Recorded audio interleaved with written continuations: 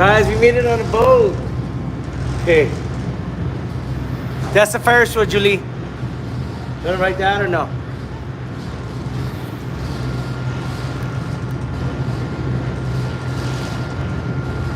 Hey, at least we're not in the sun, huh?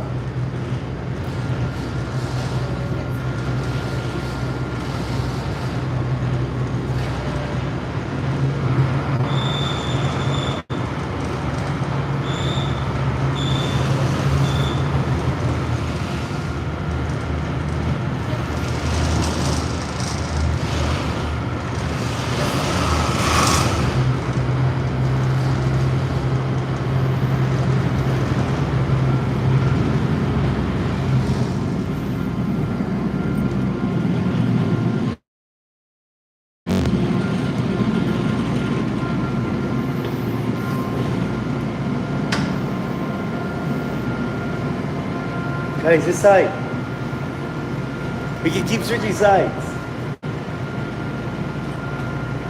Welcome aboard Shoreline Sightseeing's Lake Michigan fleet. You have chosen the most beautiful way to see our city, our water.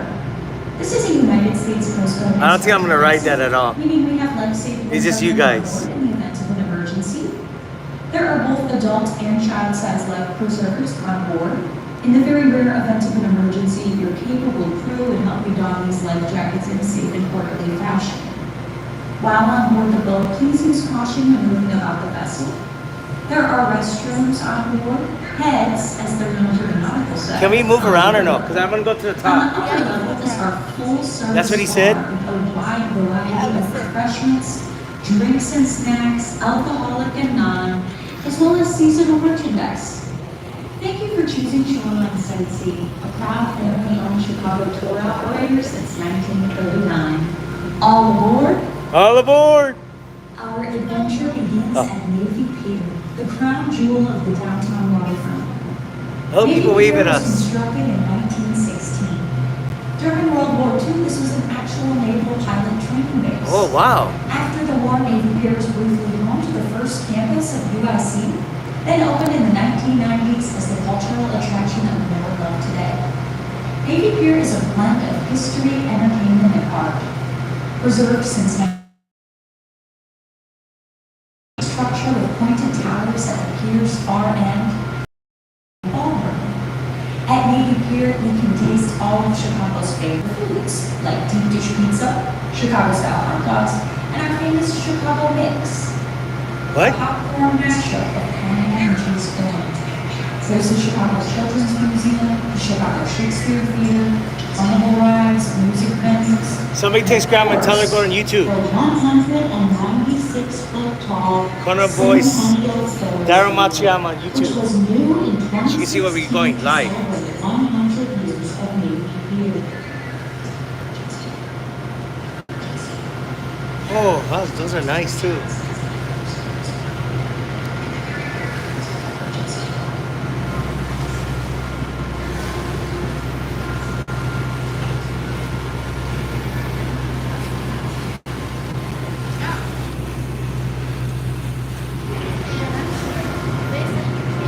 Yeah. As we pass the end of Navy Pier, we head out into the vast waters of Lake Michigan. Lake Michigan is one of the 5 Great Lakes, along with Lakes Superior, Huron, Ontario, and Erie. Lake Michigan is the second largest. Somebody get a picture of that. Navy Pier. The Great Lakes were formed by glaciers. Somebody get a picture down, okay? We're gonna go there anyway, but Lake Michigan reaches a maximum depth of 990 feet. we're gonna get a picture of that. It's about 279 feet. But where we are right now is only about 25 feet. So we'll go to them with this front too later. The lake is 307 miles long and 180 miles wide. We are the same size as the Navy Pier. Lake Michigan shores span 4 states: Illinois, Indiana, Michigan, and Wisconsin. Lake Michigan is not considered tidal, and there's not much change in the water other than the gravity of the sun and the moon. However, we can have big changes because of wind. Look at the girl on top there, look. These are called seiches. Despite their massive size, large sections of the Great Lakes do freeze in the ocean Mediterranean. Huh? Skyscrapers or restaurants. For real, that far? Great iceberg happened 120 days per year. There's a lighthouse. Lakes are massive.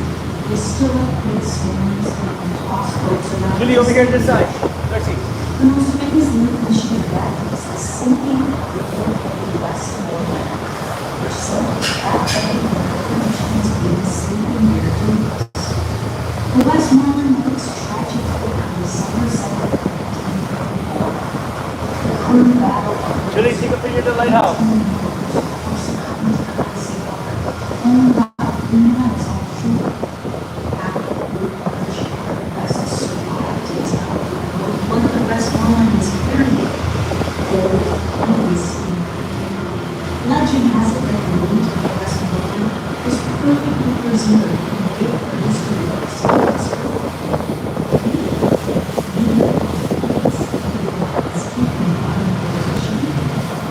Here in Chicago, we do drink the water from Lake Michigan. Just north of Navy Pier is the German water purification plant, which was built in the 1960s. It's the largest purification plant in the world. It processes a million gallons a minute.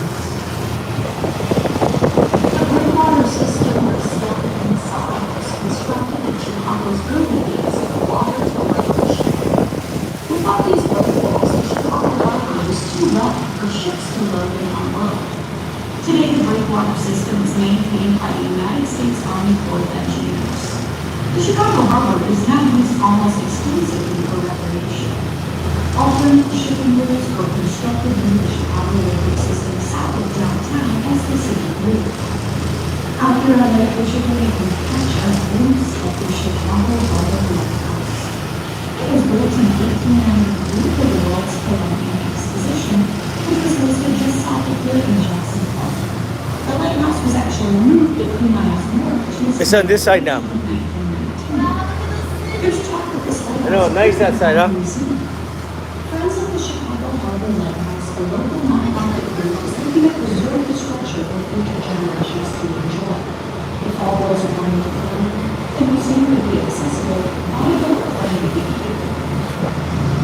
Further in the distance, out the coast of the last century, you'll notice large round structures that almost look like circus tents. Wow. These are Chicago's water infrastructures. This is where our drinking water is pulled from through a series of underground pipes about 2 miles from the shore.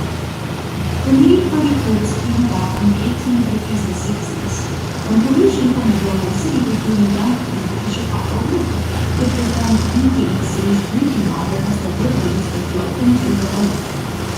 Clean water needed to be pulled from further into the town. Julie. The water today travels in a series of underground tunnels, which are 200 feet. Oh, look at the people. They're on this side now. From 10 to 20 feet in diameter. A lot of people moving this side though. Only curves through the tunnels to the garden hall.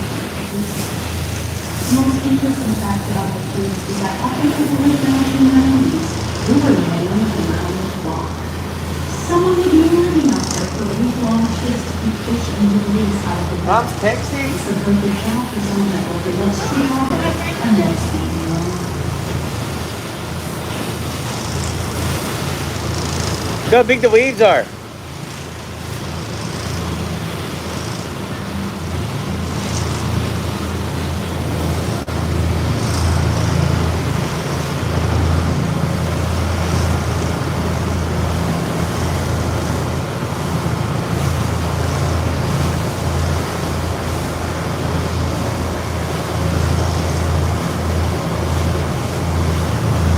Turning back toward the Skyline, you can see the second tallest building in the city of Chicago, which is the Trumpeter National Hotel and Tower. Julie, we should take pictures of all this.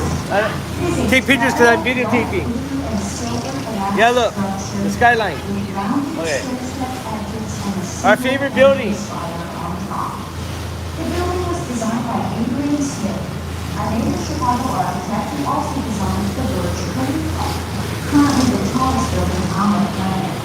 The Burj Khalifa is about as tall as 2 of the Chicago Trump Towers stacked on top of each other.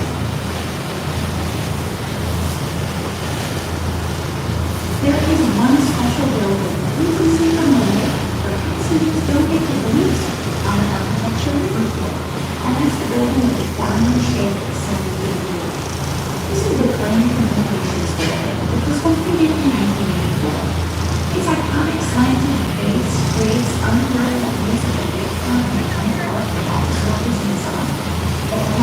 your mom watching? Oh.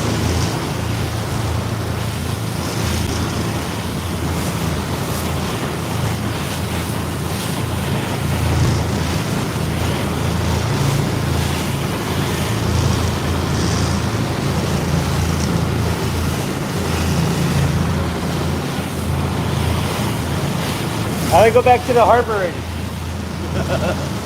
Good.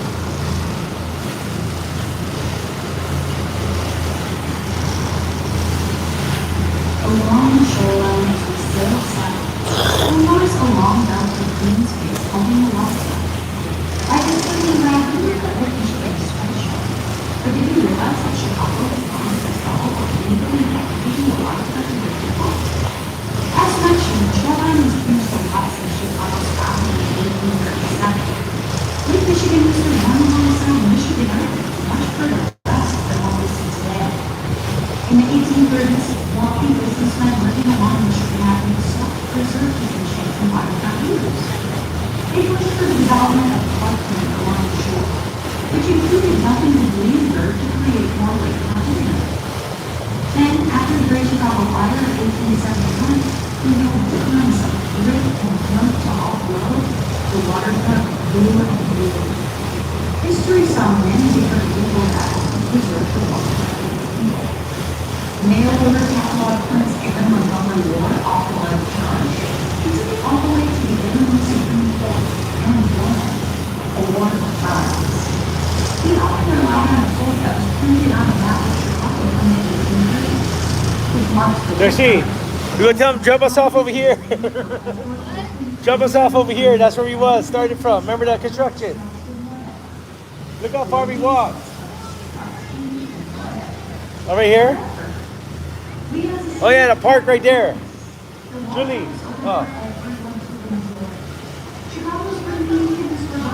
Huh? Oh. The massive water feature up ahead is Buckingham Fountain, located at the center of Hyde Park. We can spot it right below the diamond-shaped plane communication building overlooking Bedford Lane. This massive local water feature is modeled after the Latona Basin on their side. When it was completed in 1927, it was the largest. Man, we walked far, Darth. Look.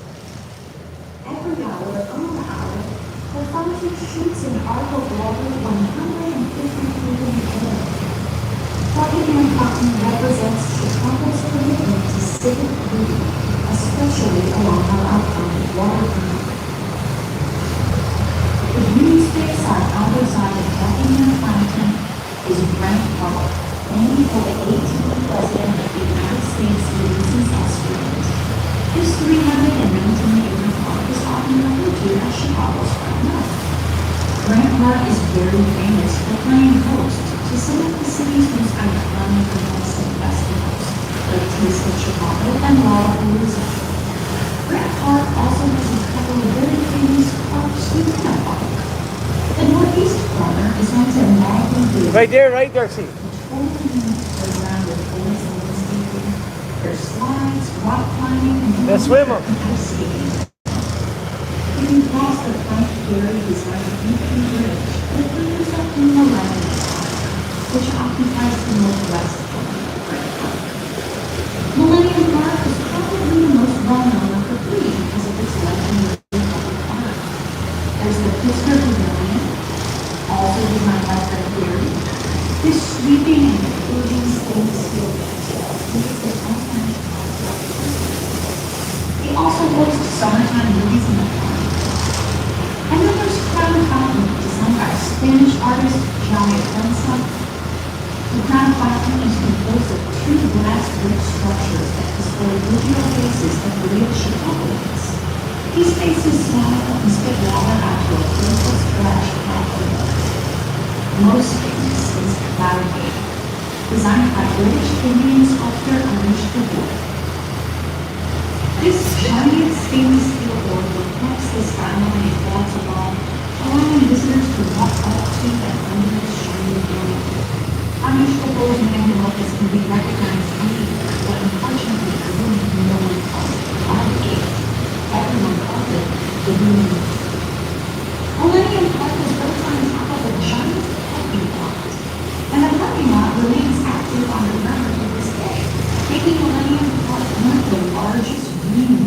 the world.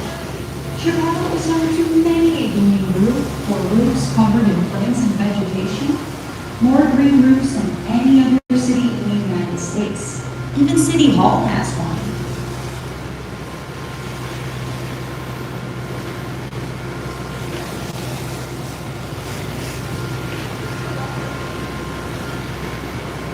Julie, what's that right there? Julie, what is that right there?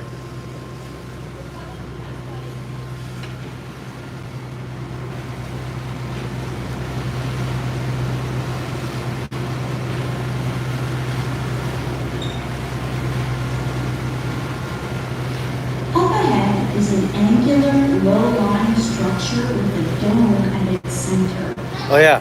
This is the Adler Planetarium. The Adler was founded in 1930 and was the first planetarium in the United States. Wanna go? The Adler sits on a historic piece of land here in Chicago called Northerly Island.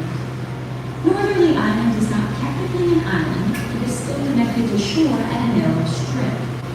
Construction was completed in 1925 as part of turn-of-the-century plans to expand Lakefront Parkland. Northerly Island is where Chicago hosted the Century of Progress World's Fair from 1933 to 34, which was a showcase of neon lighting, Art Deco design, bright color, and futuristic technology. After World War II, Northerly Island became home to Mix Field, a single runway airport, which is suspicious because, as we learned before, Chicago's lakefront is supposed to be kept open, clear, and free of any buildings or other obstruction, whatever. City officials waffled about keeping Mix Field on the waterfront, but ultimately the forever open, clear, freers won out. In the middle of the night on March 30th, 2003, Mayor Richard M. Daley ordered city crews to close the airport in the middle of the night. You might be wondering what it looks like to close an airport in the middle of the night. I don't know what it looks like in other places, but here in Chicago, on the night of March 30th, 2003, crews dug giant X's into the runways under the cover of darkness. Morning flights had to be rerouted, but alas, the lakefront was once again restored to open, clear, and free of obstruction.